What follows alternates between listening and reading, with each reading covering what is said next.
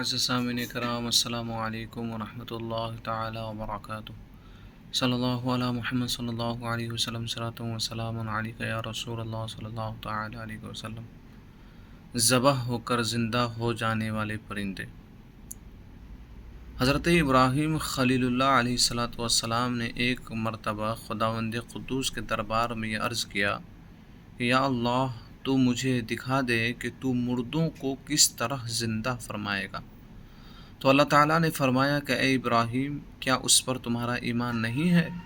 تو آپ نے عرض کیا کہ کیوں نہیں، میں اس پر ایمان تو رکھتا ہوں، لیکن میری تمنا یہ ہے کہ اس منظر کو اپنی آنکھوں سے دیکھ لوں تاکہ میرے دل کو قرار آ جائے۔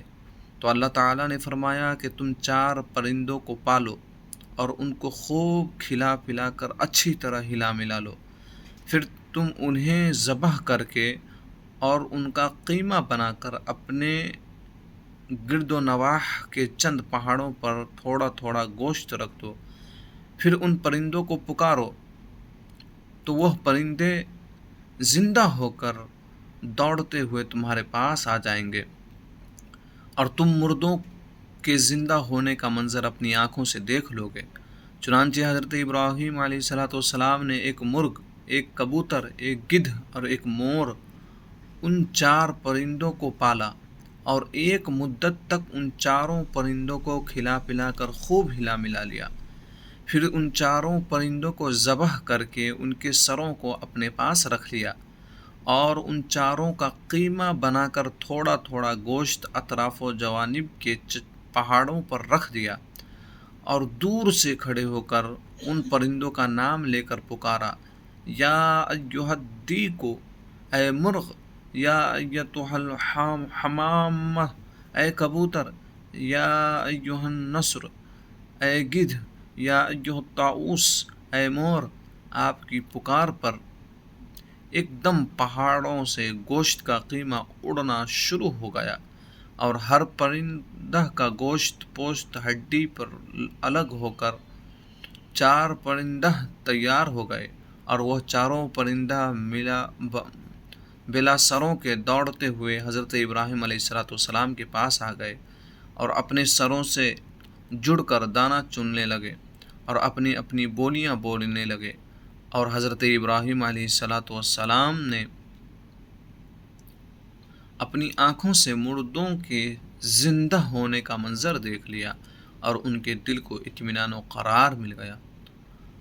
اس واقعہ کا ذکر خداوند قدوس نے قرآن مجید کی سورہ بقرہ میں ان لفظوں کے ساتھ بیان فرمایا ہے، وَإِذْ قَالَ إِبْرَاهِيمُ رَبِّ أَرِنِي كَيْفَ تُحْيِي الْمَوْتَىٰ قَالَ أَوَلَمْ تُؤْمِنْ قَالَ بَلَىٰ وَلَٰكِن لِيَطْمَئِنَّ قَلْبِي قَالَ فَخُذْ أَرْبَعَةً مِّنَ الطَّيْرِ فَصُرْهُنَّ إِلَيْكَ ثُمَّ اجْعَلْ عَلَىٰ كُلِّ جَبَلٍ مِّنْهُنَّ جُزْءًا ثُمَّ ادْعُهُنَّ يَأْتِينَكَ سَعْيًا وَاعْلَمْ أَنَّ اللَّهَ عَزِيزٌ حَكِيمٌ۔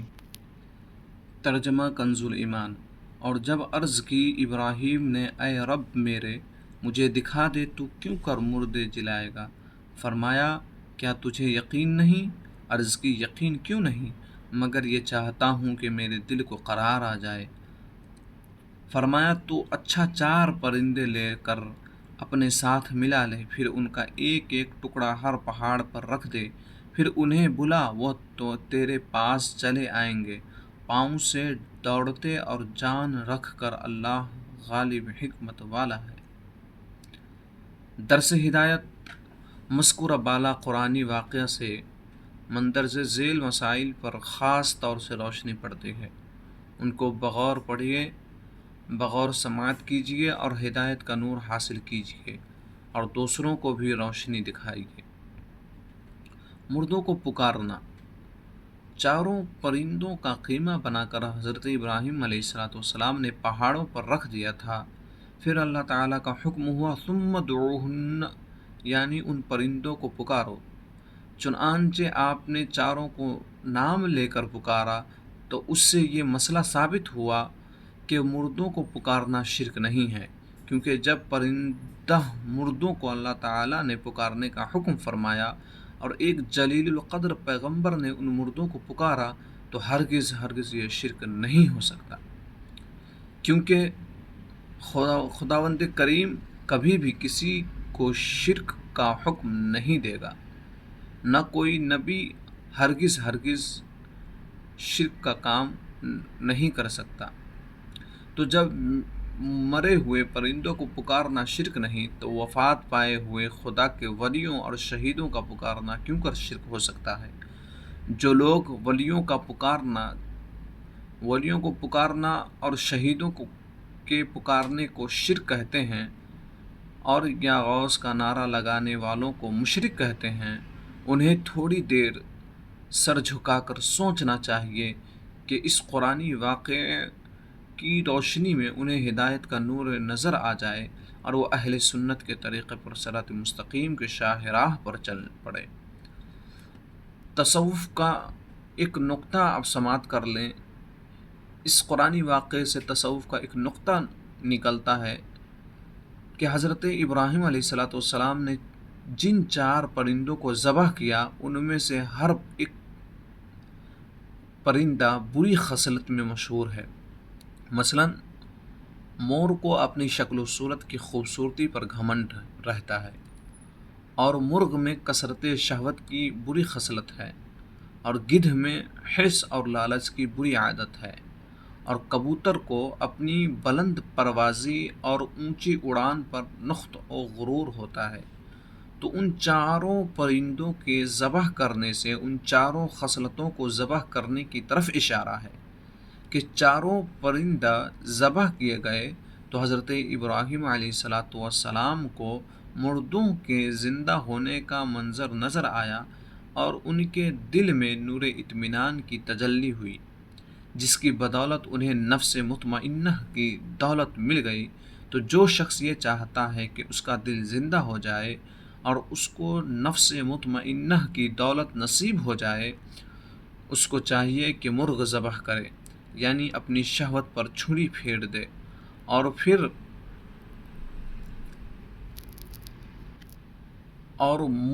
مور کو ذبح کرے، یعنی اپنی شکل و صورت اور لباس کے گھمنڈ کو ذبح کر ڈالے، اور گدھ کو ذبح کرے، یعنی حرص اور لالچ کا گلا کاٹ ڈالے، اور کبوتر کو ذبح کرے، یعنی اپنی بلند پروازی اور اونچے مرتبوں کے غرور و تکبر پر چھری چلا دے۔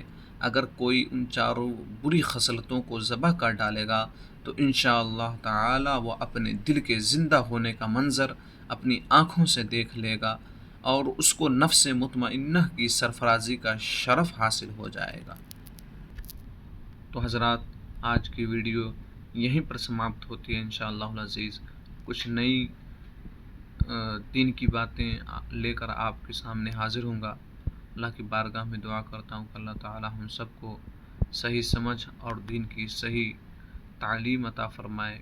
وما لنا الا البلاغ۔ السلام علیکم ورحمۃ اللہ تعالی وبرکاتہ۔ اور آخر میں یہ کہوں گا کہ اس چینل کو آپ لوگ سبسکرائب کر لیں اور لائک شیئر کمنٹ ضرور کریں کہ آپ کو یہ ویڈیو کیسی لگتی ہے۔